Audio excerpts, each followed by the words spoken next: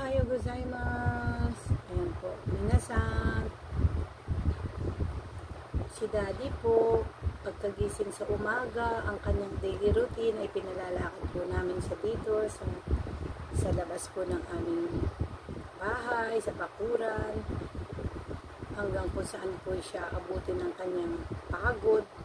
Stop po siya, then pahinga, breakfast po siya, tapos po kagaya ngayon, napahinga siya after po niyang mag-almusal, parang nahapon po sa paglalakad. Gugupitan ko po siya ng kuko kasi mahaba ng kuko niya. Sad to say po, ang Daddy po, medyo nagkaroon na po siya ng dementia. May mga bagay na hindi na po niya gaano maalala, kagaya po ng kuko niya, mahaba na yung kuko niya. Dati-rati po, sarili niyang kuko na gugupit niya. Ngayon po, ako na ang gagawa. Kasi may mga bagay-bagay po na mga hindi po niya matandaan. Pero ang ginagawa ko po araw-araw sa kanya ay pinagbabasa ko po siya para po yung kanyang memory ay hindi po gaano masyadong bumagal at maalala po niya kahit pa paano. Yan, pinagbabasa ko po siya, makatulong po ito mga babasahin sa kanya. Tsaka po siya pinanunood.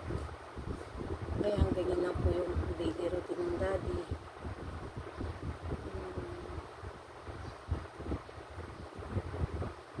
Nakakaawa man po kasi kung minsan hindi niya po talaga na kami matandaan, pero umaasa po ako na isang araw maalala niya na kaming lahat at saka po maalala niya yung mga bagay-bagay na ginagawa niya. Napakahirap po pala ng ganito. Ganun pa man po, di po dapat sukuan dahil hindi naman po niya kasalanan kung siya po ay magkaroon ng ganitong problema.